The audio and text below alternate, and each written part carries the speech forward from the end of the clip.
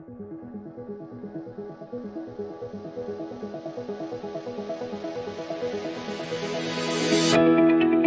very good morning, ladies and gentlemen. It's a pleasure and a privilege to welcome you all to the Finance in Commons Summit for 2025. We continue to highlight and endeavor in collaborative efforts to uplift the regions that we represent. The theme of this summit, fostering infrastructure and finance for just and sustainable growth, is something that really resonates with me and the government I lead. Our golden mission here is to reduce poverty through meaningfully foster economic growth. Much of the debate, for instance, has been focusing on the African continent, on the amount of debt that we owe. But the problem is not the size of the debt, the problem is the capacity of the economy to service that debt.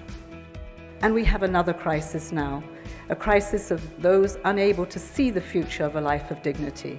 Surely this is also a moral crisis, a crisis of what world do we want to live in, what world do we want to embrace.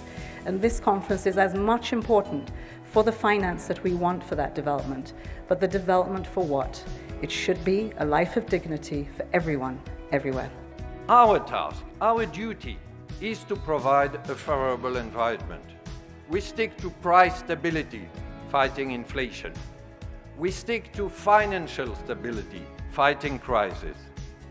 And therefore, we provide an environment with the most possible favorable and predictable interest rates. And I think this is very important for funding this investment.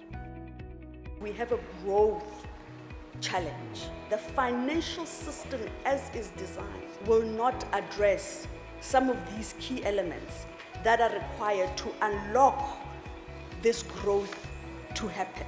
We need to put infrastructure in place. It costs 4 or 5 times more in Africa than a developed country for us to actually do that.